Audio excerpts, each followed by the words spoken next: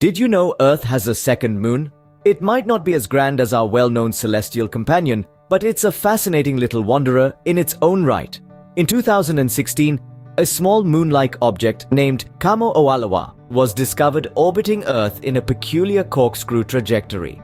This unusual path is due to the gravitational forces from both Earth and the Sun. Now, Kamo-Oalawa might not be as visible as our original moon, but don't let its dim appearance fool you.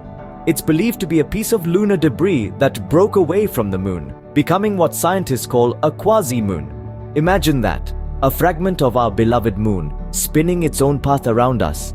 The composition of Kamo-Oalawa matches lunar silicates, further confirming its lunar origin.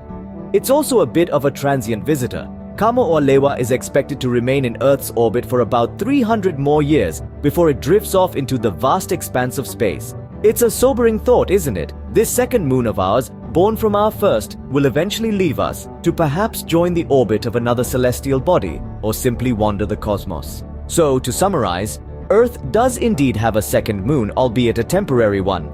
This moon, Kamo-Oalawa, follows a unique corkscrew trajectory around our planet, a path shaped by the gravitational forces of Earth and the Sun. It's believed to be a piece of lunar debris, a fragment that broke away from our original moon. And despite its dim appearance, its composition matches that of lunar silicates, confirming its lunar origin. Isn't the universe a fascinating place? Even when we think we know all there is to know, it throws us a curveball like Kamo-Oalawa, reminding us that there's always more to discover.